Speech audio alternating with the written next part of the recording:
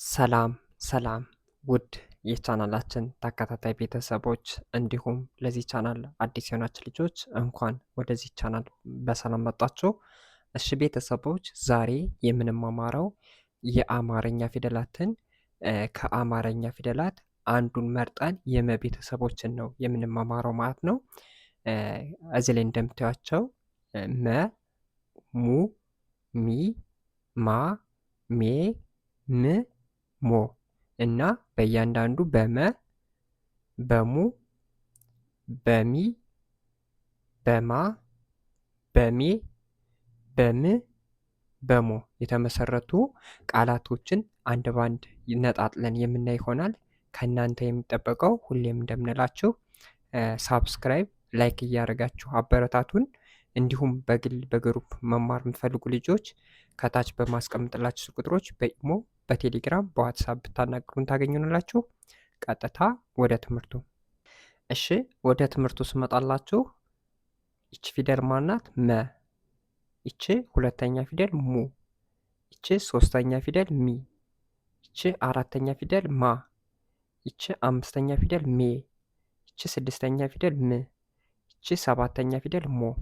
አንደኛ ፊደል ሁለተኛ ፊደል ስላችሁ ከመ ቤተሰቦች 7 ፊደሎች አሉ። ከነሱ ውስጥ የመጀመሪያዋ መ፣ ሁለተኛዋ ሙ፣ ሶስተኛዋ ሚ፣ አራተኛዋ ማ፣ አምስተኛዋ ሜ፣ ስድስተኛዋ ም፣ እዚያ ሞ እንደሚባሉ ለማስረዳት ያክል ነው ማለት ነው። አሁን ወደ መ ስመጣላችሁ ይቺ መ ናት። በመ የተመሰረቱ ቃላቶችን ስናይ አሁን ለምሳሌ መ፣ ይቺ ላ አንድ ላይ መላ ይሆናል። መላ።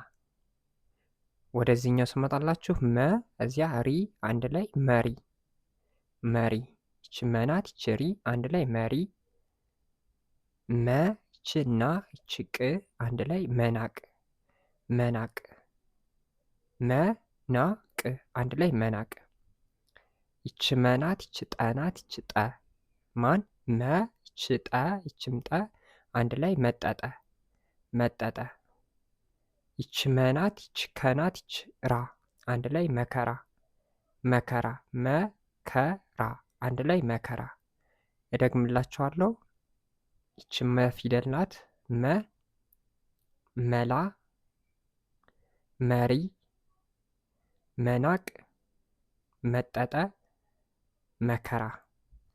ወደ ሁለተኛው ፊደል ሰድላችሁ ይችኛው ሁለተኛው ፊደል ሙ ተብላ ትጠራለች። የመ ፊደል ቤተሰቦችን በመ ፊደል የተመሰረቱ ቃላቶችን አንብበን ጨረስነን። አሁን ደግሞ ወደ ሙ ነው የምንሄደው ማለት ነው። ወደ ሙ። ሙ ማለት ሁለተኛ ፊደል ይች ቅጥላት ያለችባት ማለት ነው። አስተውሉ። ሙ፣ ሙሴ አንድ ላይ ሙሴ። ሙሴ። ሙሉ አንድ ላይ ሙሉ። ይች ሙ ናት። ይች ሉ አንድ ላይ ሙሉ። ሙዝ አንድ ላይ ሙዝ። ይች ሙ ናት። ይች ዝ አንድ ላይ ሙዝ።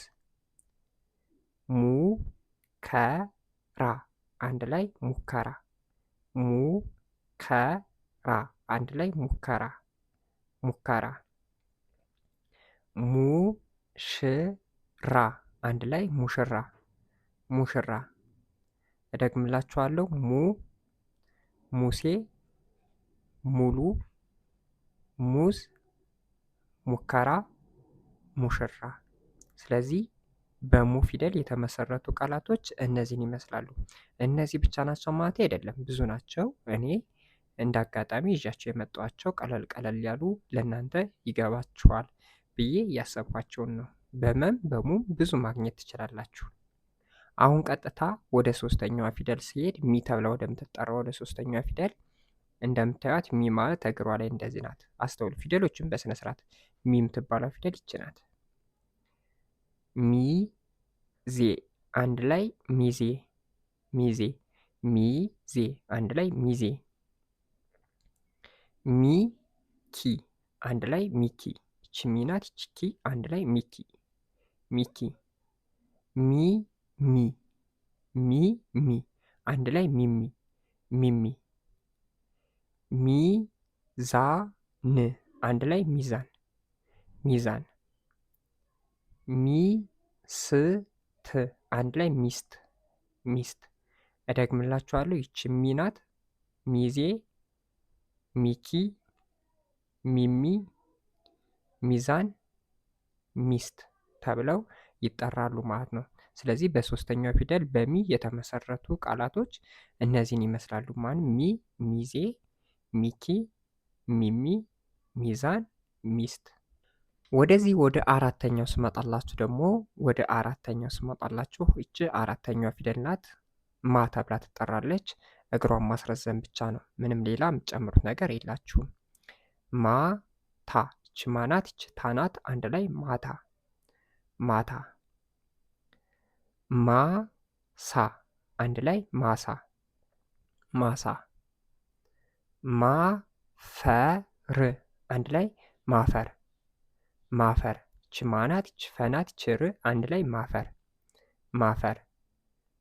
ማበብ፣ ማን ይለዋል? ማበብ፣ አንድ ላይ ማበብ፣ ማበብ።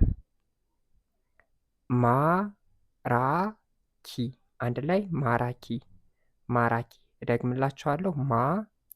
ማታ፣ ማሳ፣ ማፈር፣ ማበብ፣ ማራኪ ብላችሁ ትጠራላችሁ ማለት። ይቺ ማናት? ማናት። በማ በአራተኛ ፊደል የተመሰረቱ ቃላቶች እነዚህን ይመስላሉ ማለት ነው። በጣም ጎበዞች። ወደዚህኛዋ ወደ አምስተኛዋ ፊደል ስንሄድ ወደ አምስተኛ ፊደል ባለቀለበቷ ተብላ የምትጠራዋ ፊደል አምስተኛዋ ፊደል ናት። በብዛት አምስተኛ ፊደሎች ቀለበት አላቸው። ስለዚህ ይቺ ማን ተብላ ትጠራለች? ሜ። አምስተኛ ፊደል ከመቤት ሜ። ይቺ ፊደል ሜ። ሜዳ፣ አንድ ላይ ሜዳ። ይቺ ሜ ናት፣ ይቺ ዳ፣ አንድ ላይ ሜዳ። ሜጋ፣ ይቺ ሜ ናት፣ ይቺ ጋ፣ አንድ ላይ ሜጋ፣ ሜጋ። ሜታ፣ ማን? ይቺ ሜ ናት፣ ይቺ ታ፣ አንድ ላይ ሜታ። ሜትር፣ አንድ ላይ ሜትር፣ ሜትር፣ አንድ ላይ ሜትር። ሜሮን፣ አንድ ላይ ሜሮን፣ ሜሮን። እደግምላችኋለሁ። ሜዳ፣ ሜጋ፣ ሜታ፣ ሜትር፣ ሜሮን ተብለው ይጠራሉ ማለት ነው። ይቺ በአምስተኛው ፊደል ማለት ነው። ወደ ስድስተኛዋ ፊደል ስመጣላችሁ ይቺ ስድስተኛዋ ፊደል ም ተብላ የምትጠራዋ ፊደል ናት። ም፣ ያው ግሯ ወደዚህ እንዲጠፍ ያለ ነው ማለት ነው። ማን አልኳችሁ? ስድስተኛ ፊደል ም። ይቺ ም፣ ይቺ ሳ፣ አንድ ላይ ምሳ፣ ምሳ። ምን፣ አንድ ላይ ምን፣ ምን። ይቺ ም ናት፣ ይቺ ን፣ አንድ ላይ ምን። ምክር፣ አንድ ላይ ምክር። ይቺ ም ናት፣ ይቺ ክ ናት፣ ይቺ ር፣ አንድ ላይ ምክር። ምሽግ፣ አንድ ላይ ምሽግ፣ ምሽግ። ይቺ ም ናት፣ ይቺ ሽ ናት፣ ይቺ ግ፣ አንድ ላይ ምሽግ። ምግብ፣ አንድ ላይ ምግብ፣ ምግብ። ይቺ ም ናት፣ ይቺ ግ፣ ይቺ ብ፣ አንድ ላይ ምግብ።